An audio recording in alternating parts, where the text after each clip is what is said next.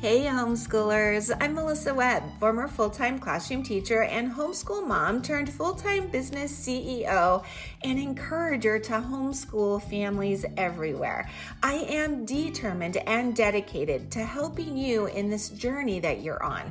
Yes, I want to give you sound, educational, practical tips and advice, at the same time making sure that you're enjoying the family journey that you are on. So if you are looking for a place to be encouraged and inspired, you have found the perfect podcast. Homeschooling is a work of heart is truly the perfect place to start. So welcome. Let's jump in.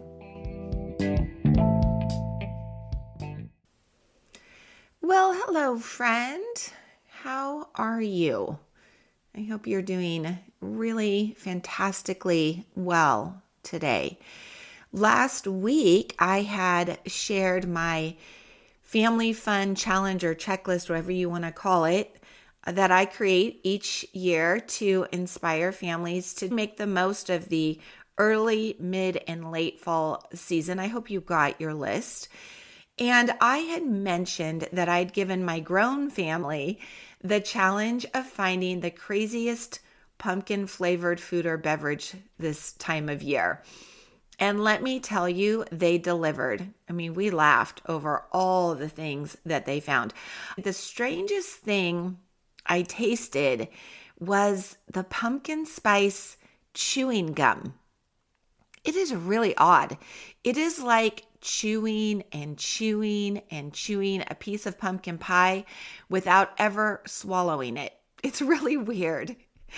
And my kids also said they saw things that were non-food related. They said they found pumpkin spice deodorant, pumpkin spice laundry detergent. I mean, crazy stuff. You are going to have to tell me if you have tried anything like that. Do people really buy these things? I mean, they must. There must be a market for it, even as like a gag gift maybe. But before I would ever buy something like that, I would definitely need to hear from someone who had actually taken the leap and given it a try and liked it. Then maybe I would give it a shot. I just appreciate someone who's been there, done that. I think it's a lot like having a map. Right? Those maps say, trust me, this way works. I like Google Maps over Waze. I know I'm probably, in the minority there. It seems like everybody I know prefers Waze over Google Maps. I still prefer Google Maps. Not only does having that map, that GPS, make driving more efficient for me, I make less wrong turns. I don't miss exits, but I also like that I get updates on traffic. I even get an ETA, my arrival time. And side note, I don't know about you, but that ETA always feels a bit like a challenge. If it says that I should arrive in 47 minutes, my brain is like, oh yeah, I bet I can make it there in under 45. Let's go. It's like a total challenge for me. Please tell me I'm not alone. This week, I want to talk about maps and mapping out our lives. And I'm just curious what you do to plan out your life and your homeschool lessons. For most of us, we use calendars or a weekly or a daily to-do list. Yes? But I know some people have said that those tools feel too restrictive. But I am here to remind you this week, I know I'm not telling you anything you don't know, because the research has been around for a long time, and it tells a very clear story. Studies in both education and in psychology show that students and adults who plan ahead perform better. It reduces anxiety and it increases motivation, as well as it keeps motivation lasting longer. So then why aren't we planning? Why aren't we planning? I know people want to say, it just boxes me in. It does not. Planning does not box us in. Planning is proven to free up mental energy because we are not stuck hoping to feel motivated every morning when you're like, okay, kiddos, let's get learning today. Oh, what do we do? That feels defeating from the get-go of our day. So I really want to make sure that you understand that planning is so important. And I'm going to tell you this week's topic's going to get a little heated. I'm a little heated today, but it's because I care. I do not want you to miss the turn. I am here to be your map, okay? Are you familiar with the concept of self-regulation theory, SRT? It is just yet another psychological idea, a theory, a concept, but it is remarkably simple and it works. And it's something to be very familiar with. So this might be just a good refresher for a lot of us. What self-regulation theory states is that it is a way, an ability that we can tap into that helps us guide ourselves, our children toward a goal. That's it. So I just want you to think of the word self-regulation, right? That's where we take ownership of what's happening in our lives. We're not just sitting around waiting for life to happen to us. We're regulating our own decision making. We're owning our thoughts. I talk about this all the time. We are to take every thought captive for a reason. That's part of self-regulation. Okay, so a self-regulated person, learner, is someone who can plan what needs to get done, then stay on task to get it done, and make adjustments along the way when things aren't going as expected. It was a psychologist by the name of Albert Bandura. He first outlined this idea, but what I later learned was information from researchers like Barry Zimmerman, Paul Pintrick. I don't know if those names ring a bell for you, but they showed how this SRT concept played out in education. So I had college textbooks with these guys' names on them. They are dry reading. I will be very clear about that. This is research. These are the kind of books you read because they were assigned. I don't think anybody reads this just for fun.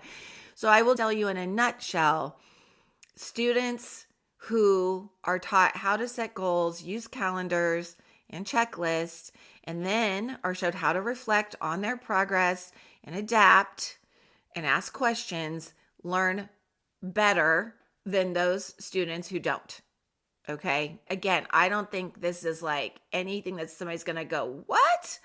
I had no idea. We really do know these things. We do. It's backed up. But here's where you come in.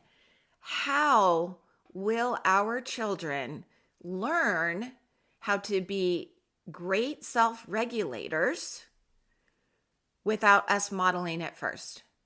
They need us, correct?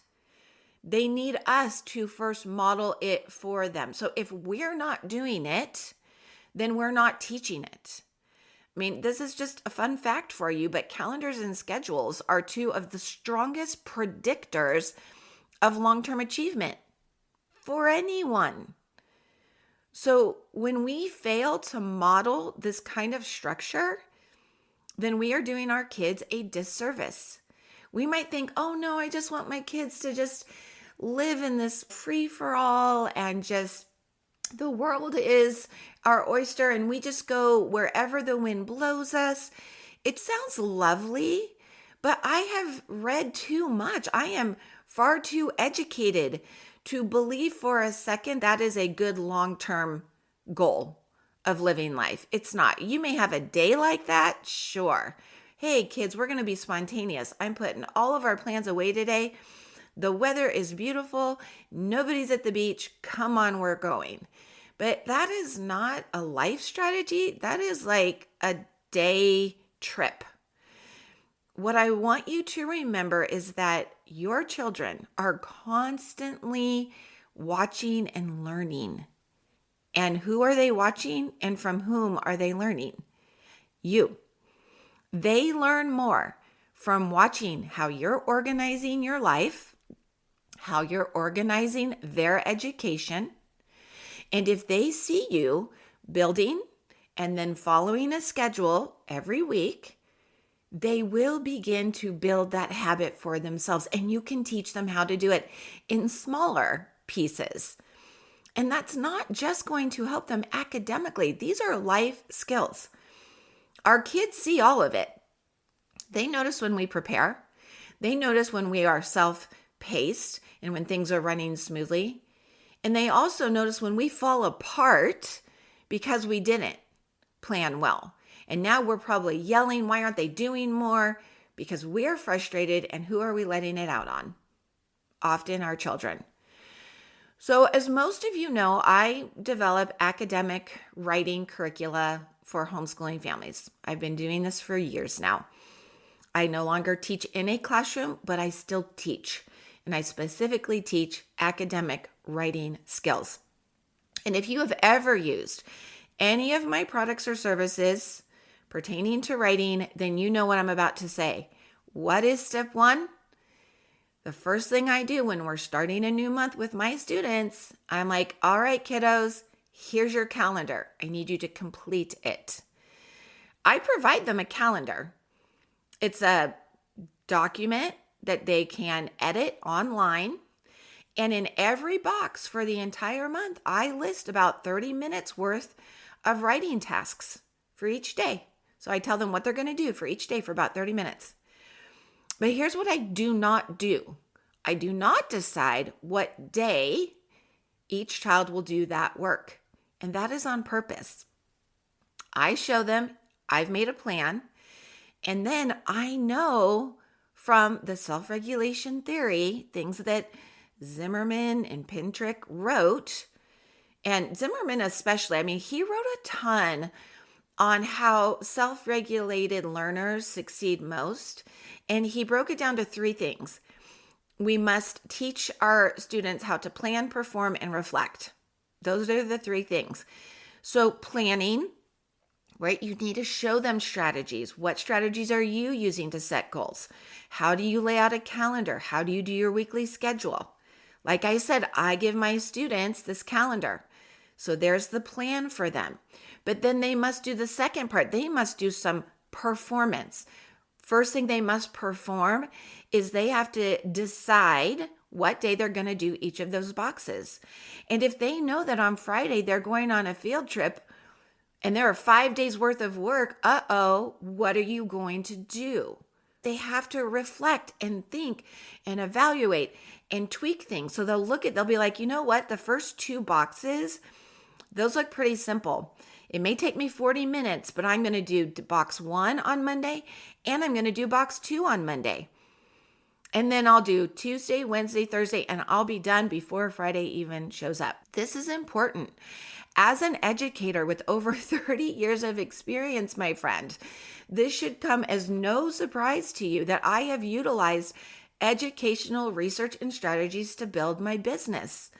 I've used it as a teacher when I taught in a classroom. I used it when I worked for a charter school supporting homeschooling families. And now as someone who runs an educational business, you better believe I put all of this into practice. Now, if you are already that mama who sits down on Sunday afternoons and roughly writes out her week's lesson plans, or maybe you do it on a monthly basis, great. And then you show your kids what is happening that week and you leave that schedule visible when Monday rolls around. Good for you. You are doing so many good things. For you, you may be like, well, it's just what I do. I just make this calendar. You are doing so much more than that. Oh my goodness. Like I want to give you a trophy. That is excellent. And you should probably consider teaching someone else how you're doing that. You really should.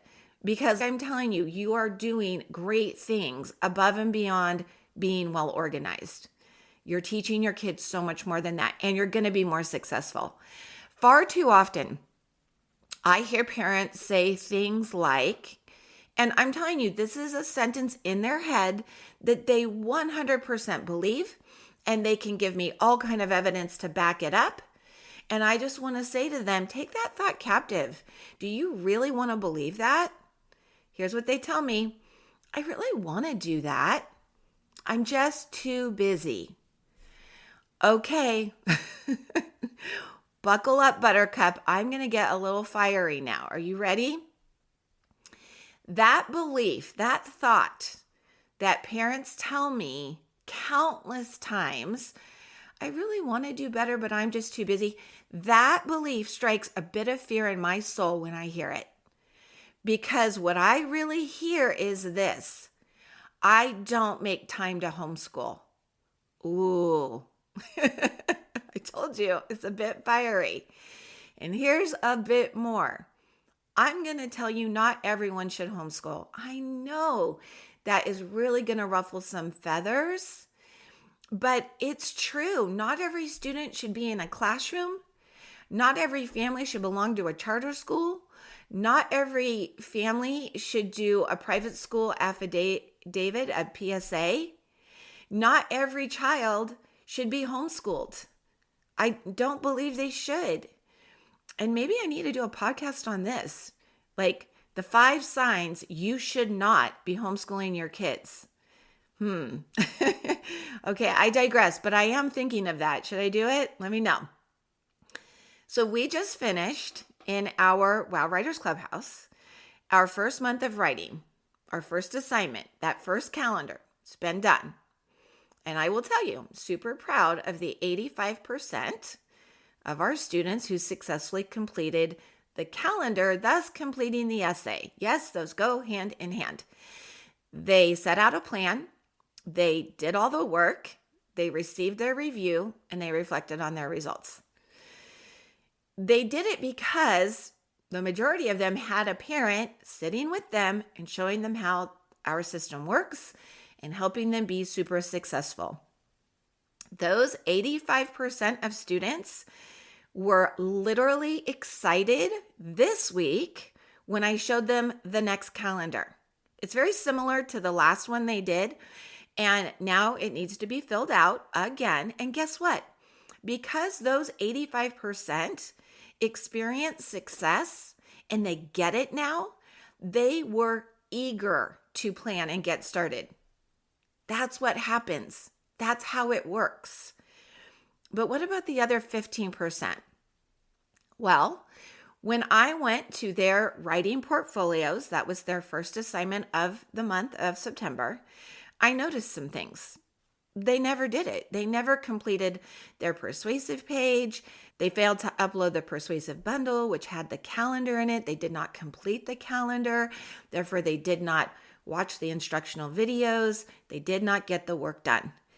And I do not blame the child. As homeschoolers, I look at the parent first.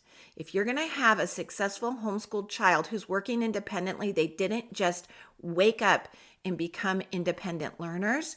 They can get to that eventually in some areas, but they are always going to need the parents. Home educators should not be those parents who are just leaving their kids to learn for themselves. I tell all of our parents that for the first month or two in our program, the work should be completed side by side. I ask them to model how to do each step. Okay, kiddo, let's look at the calendar. Today, Mrs. Webb said we're to do these 3 things. Where do we find this information? Oh, we're going to go here and watch a video. Oh, then we're going to go to this bundle. We're going to fill out our calendar. Let's do it together. Those are the families that are going to be the most successful. Now, before they know it, those kids will become more independent. But I would never tell my 10-year-old, hey, kiddo, tonight you're in charge of dinner. Figure it out. And then I would go off to do something else. No. I would say, hey, I'm going to teach you how to make a dinner. And I'm going to pick something for them to cook that I think they will be successful making. And then I'm going to walk them through it. Here's how to read the recipe. Here's how to pull the ingredients together. Here's how to turn on the stove. Here's how to create the meal. Here's how to clean up after yourself. And in the beginning, I am really going to be like in their space. Eventually, I'm still going to be in the kitchen with them, but they're going to be doing more of the work themselves. It's going to be a long while before I'm just going to walk away and let them do it on their own. So if you are listening to this podcast and maybe you're even feeling a little convicted, please know I am not here to belittle anybody or to try to make you feel badly or poorly about yourself as a homeschool parent. For one, I don't have that ability. I really don't. Because whatever it is I'm saying, you're processing it and creating your own thoughts. And if you're coming up with a thought, I think she may be right, and then you're feeling a little bit of guilt, I just want you to own it and be like, okay, I probably could do a better job. I'm impressed if that's you. If you're still listening and you are being that honest with yourself and you are sticking around because you're like, okay, what can I do? You know I'm here to give you some practical tips and suggestions. So yay you. I'm so glad you're still here because I want you to enjoy the destination of arriving at the end of this next month, having succeeded in getting more done. I want you to know I've got you. I can help you do that. I can give you the map and tell you, don't go this way. I don't want you to go this way. I want you to go this way. But remember, it's always you who chooses to actually do the work. And I'm happy to help. I'm happy to help any homeschooling family who is striving to be their best. And do you know who that helps, by the way? I'm not doing it to help myself. Yes, it is going to help you a little. But do you know who it's mostly going to help? It's mostly going to help you help your precious children. And these children, this next generation, deserves the best education that you can give them. And if you know you can't give it to them or you haven't been giving it to them, let's change that. Let's change that starting today. So here are 3 practical things that you can do today to get started building your academic roadmap to success. You're going to see it aligns with the plan, perform, and reflect. Number 1, I want you to plan your week this week. You need a guide. You need to decide what key subjects are you going to do every day. Reading, writing, and arithmetic still stand as strong foundations. So if you're overwhelmed with there's 100 things we need to do, narrow it down to the basics. Science and history, you can pop those in a couple of times every week. PE should probably be done daily too. Kids need movement. That's important. So decide on the times of each day you're going to do these things. And then keep it visible for everyone to see all week. That makes great accountability. The second thing you want to do, work side by side at first. Do not think of education as you were most likely educated. For me, there was a teacher at the front of the room and I was a student at a desk, and I would be handed a worksheet, pass back the worksheet, okay, get started.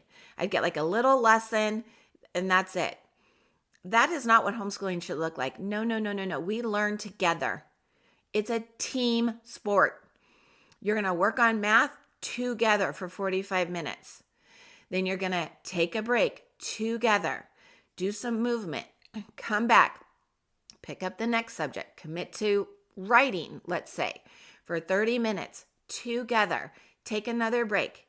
Now, it does not have to feel militant, right? Keep it fun, but stay engaged. If you have multiple kids, you're going to need some independent tasks that one child can be doing, say reading independently, their comic book for 30 minutes while you're working side by side with the other child who needs something else. This is how It really works well. It's not the only way, but this way works. And the third thing is you want to celebrate the checkpoints as you're reflecting and reviewing the progress that you're making. So when something gets done, there are high fives happening. You're breaking and doing something fun, going out and shooting a few basketball hoops, smiling, laughing, building a family bond, acknowledging the progress. Hey, it's okay. We didn't get everything done in our 30 minutes today, but I'm proud of you. We're going to figure this out. We're only going to get faster as we go. I am here to tell you, you can trust me. This way works. And if you're like me, you don't try the pumpkin spice goldfish grams until someone you trust says, those are delicious. And I'm telling you, those are delicious.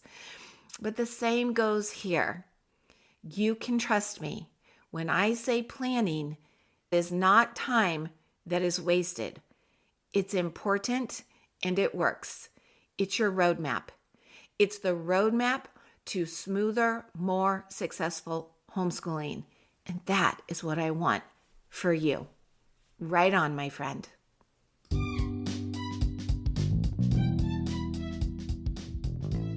Well, thanks so much for tuning in and listening this week. Hey, if this was something that you found valuable, don't forget you want to subscribe or follow so that every time a new episode is dropped, you'll be the first to know.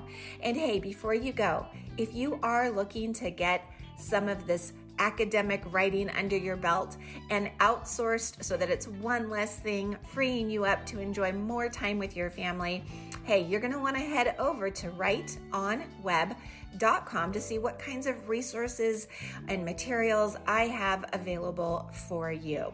I will look forward to seeing you there, and I will look forward to seeing you here in our next episode. Right on.